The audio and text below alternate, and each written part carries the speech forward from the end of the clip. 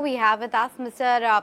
Vinay Jaising joining us from JM Financial to talk to us about the market fundamentals and what's happening with respect to the overall setup. Vinay, hi, I appreciate you joining us on the show. Let's begin by discussing the earnings season so far, right? The expectation was that it's going to be one which will likely see more downgrades, but so far it's not shaping out to be too ugly. Apart from IT, it's been all right.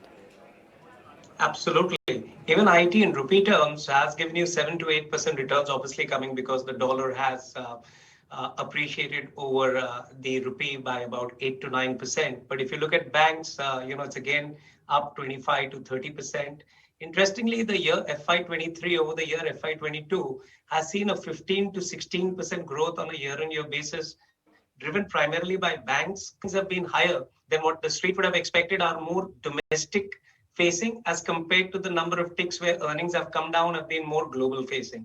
So I think we are now looking at a lot more India centric stories wherein the growth and the earnings are being driven by retail India. And I think that's a very exciting stage to be in. So the domestic facing, economies or sectors are doing well. One space has been manufacturing because it said that last couple of decades was services, which was the key focus area for the country. And now manufacturing is going to be that sunrise sector. Where are you placing your bets and what's the best way to play it in the stock markets? So, our perspective when you're looking at manufacturing, you've got to look at two spaces. One is the chemical space, wherein you've got to bet on companies, which have very strong R&D space like Gujarat Fluoro, Arcane Chemicals, and Tatwa, which are probably the EV stories for tomorrow, and also helping you a lot in the sanitation part of the overall story. The second space where we got to look at is defense. Remember, India has been manufacturing very less of what it really consumes in the defense space and buying a lot more from Russia and from China. And that is changing very quickly. So in the defense bets, we like companies like Bharat Dynamics. Earlier, we liked Hindustan Aeronautics a lot. Clean energy as well is something we are betting a lot on for the manufacturing space. And that's where MTAR Technologies comes into the picture. So you talked about a couple of those, bets when it comes to defense space, and interestingly, numbers for HAL just flashing for you on the screen. It's an all-right set. Revenue coming at 12,500 crores versus 11,558 crores, and the bottom line too is looking better than what it was. So actually, 2,841 crore versus 3,100. So a bit of a dip when it comes to the profitability. But when it coming back to our discussion, we talked about one space which is manufacturing and defense, what you like, but the other space is consumption, right? India has been recently, pegged as the most populous, country in the entire world. We are seeing that the consumption is rising. Again, what's the best way to play it? Is it the likes of autos, etc., that you're betting on, or is it more coming towards urban discretionary spends, the likes of maybe PVR, Phoenix Mills, etc.? So it's, you would add all of them. So let's start by how you spend money, to buy the consumption space. So that's where SBI Cards comes into the picture. Let's look at what you buy the most. And that's, for all the categories, be it Zara or be it Studio. You have trend coming into the picture and amazing growth in terms of both top line and bottom line. Our analyst tells us the bottom line growth, though she's assuming at about 50% CAGR in the next 2 to 3 years, that can be beaten. You look at the QSR chain, and that's where Devyani is really doing really well, both in Pizza Huts as well as KFC. And then in the auto space, why not play the auto ancillary space and look at, 14, 15 time 1 year forward earning multiple, again, high growth space, which is in Craftsman. So you can add all these and you get a good consumption bet. Adding 1 to more names in consumption in the building consumption sector, you could even look at companies like Supreme Industries, and then move on to more building construction and the cement space, because all these are directly or indirectly linked to consumption as well. Since you're talking about what you and me consume the most, you mentioned Zara, etc., but we also use a lot of Zomato, Paytm, etc. as well, even Nykaa for that matter. Are you looking positively at some of these names? See, for us, cash is king. Return on capital employed is very important. So most of the names you mentioned, I think you're a little far away to get a high ROCs, and those, though valuations are getting attractive for a couple of them. When you're seeing, companies like, let's say like Supreme, wherein you're seeing more than a 25% return on capital employed and sub 30 times multiple, and the earnings growth is good. we don't need to look at the names which you just mentioned currently. And I think that's the reason why we are avoiding it for now. I understand that point, but what about financials? That's a space that nobody can avoid at this point of time. It's been the consensus buy. But what's the expectation going forward? Because, of course, credit growth is petering. We are talking about the peak NIMs perhaps out of the way. What's your outlook on the financials vertical? So as far as financials are concerned, you've got to break it up into two. One is, I think, the banking space, and the second is the NBFC and the non-lending space.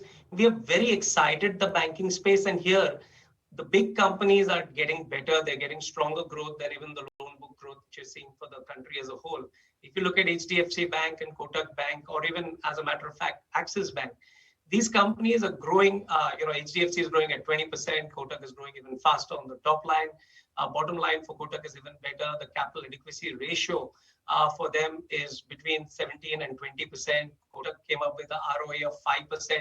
Really, every analyst you would have spoken to when you saw the Kotak results, it was just one word coming in, simply amazing. And these stocks are trading at 2.5, 2.6 times 1 year forward book, Kotak and HDFC, much lower than their historic past. That means these two become really big bets for us. And hence we are positive the banking space, both private and PSU, but we are negative the NBFC and the rest of the space in the financial sector.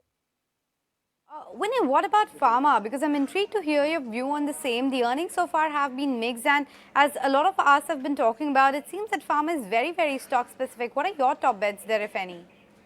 So, as far as pharma is concerned, there are two names we really like. One is Ami Organic, which is again, a raw material manufacturer for DVs, which is a raw material manufacturer for companies like the actual formulators. When we look at pharma, again, if you want to look at pure domestic plays, we've got Indoco Remedies, which again is 13 to 14 times 1 year forward earnings. So earnings work our way. The earnings growth is about 20 to 25%, and the P is, as I said, 13 to 14 times.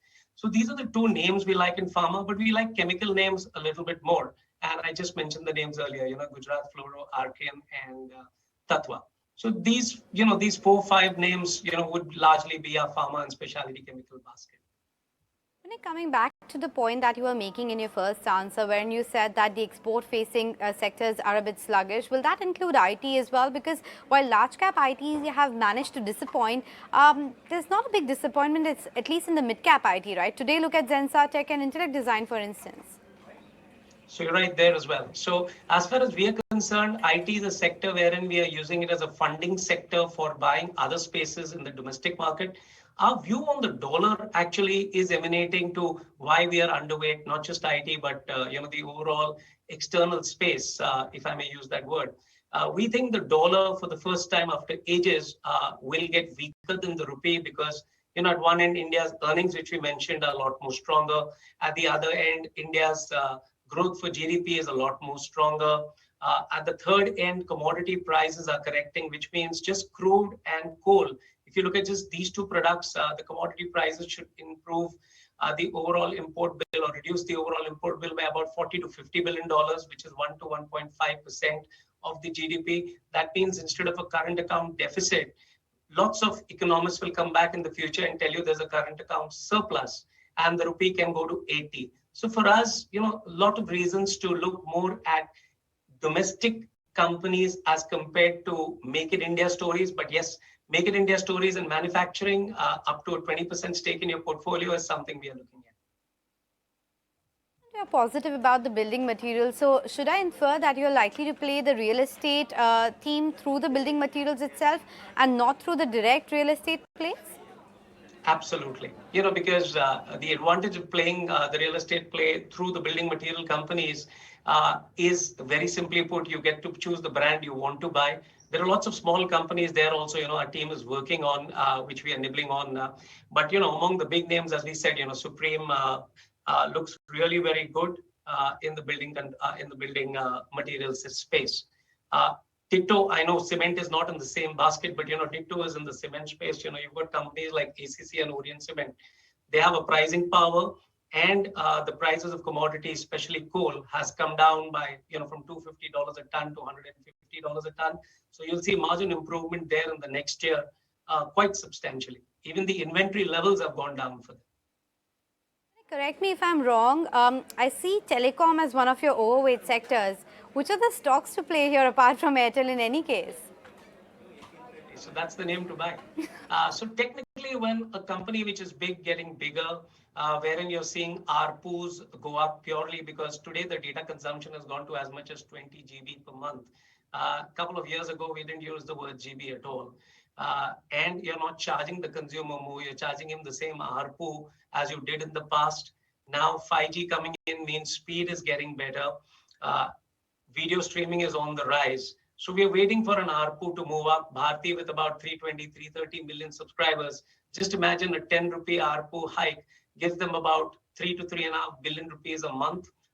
80 to 90% of that straight away goes to their bottom line. So you're seeing about 2 to 2.5 billion rupees per month being added to their cash flows on a monthly basis with just a 10 rupee hike. So we do like Bharti. On that note, we'll let you go. Really appreciate you joining us today and chatting with ET Now.